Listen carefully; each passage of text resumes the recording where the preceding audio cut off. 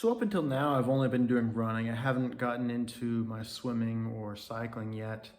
I still need to gain access to a pool, and I still need to get a bike trainer. So until then, I have to use what I have to train here on the floor, try to not overdo it with my running. It may be a little bit of time before I can gain access to those other things. So it's kind of occurring to me that I'm going to have to fall in love again with doing some aerobic training. Maybe not so much HIIT style training, because as of right now, my training does not need to be like intense. And any workouts that I ever did in the past, to me, it was always about trying to up the intensity. It was always about how hard can I go on this workout. For what I'm training for, there's going to be many hours of just very low intensity exercise. So there's a certain part of me that, has an anxiety about doing workouts where I think that it's all going to be a lot of high intensity, crazy work. Like my heart's going to be pounding out of my chest. But realistically, when it comes to the phases that I'm going to be following, it won't be for at least another 6 months before I get to doing that style of training. For right now, as I'm building, a lot of it's just going to be the long, slow, low intensity training. And being that I'm only allowing myself to run so many miles per week so that I don't injure my legs, I am going to need to have something else to substitute in to get some extra cardio going.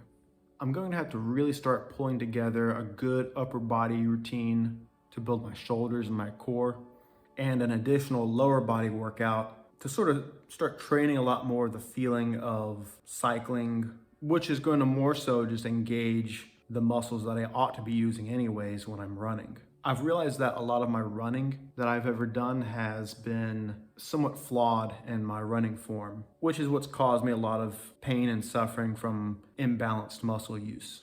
So keeping that in mind, as I'm starting to put together some actual routines that I need to actually do every day, I'll be keeping my running form in mind as I'm performing the movements. Well guys, so I'm walking it today.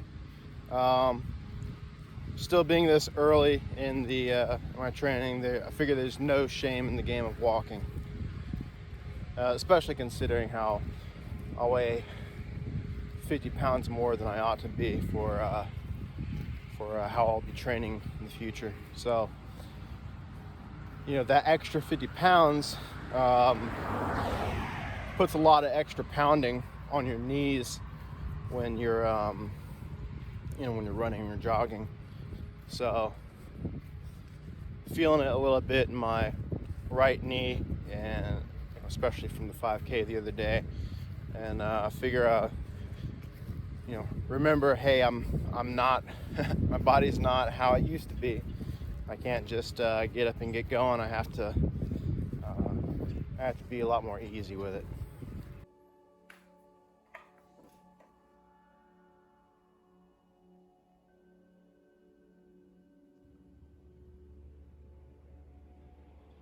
So it's really important for me to remember how I started off with this just a few weeks ago.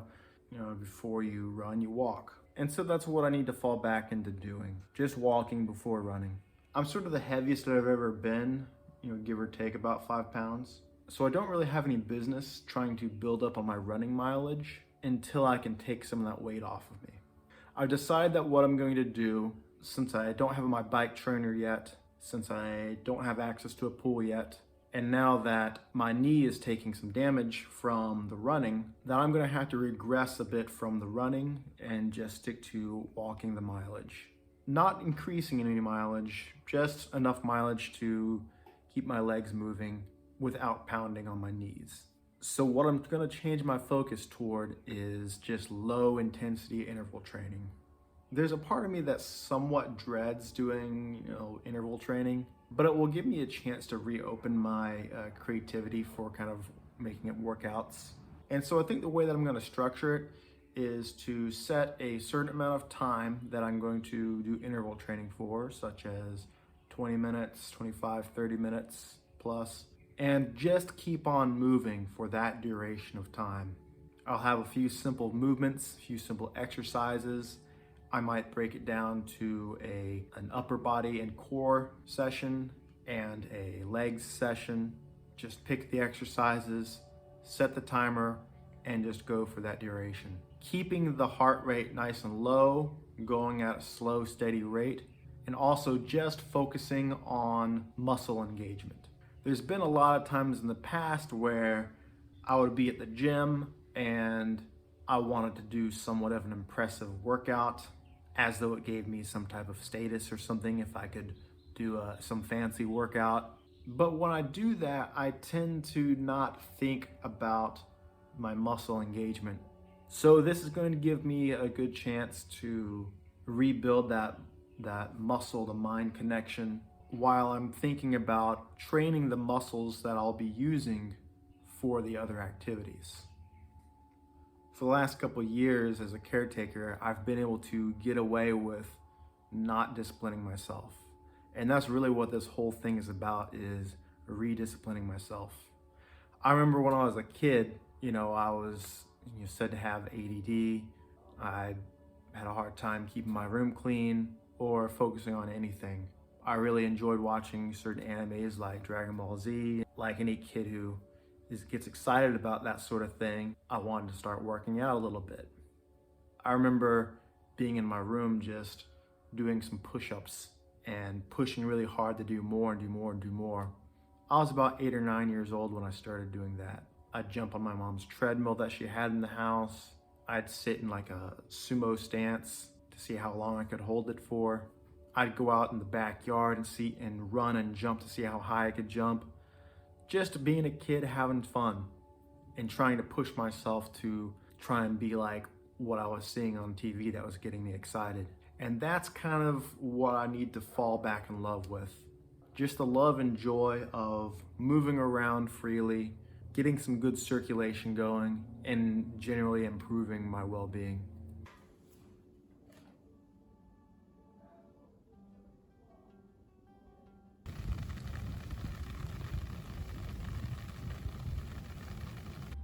When I was in high school, I ran track and cross country. And I remember thinking to myself, after this is all over, am I really gonna be able to keep on doing this? Will I really do this just for myself for the sake of doing it?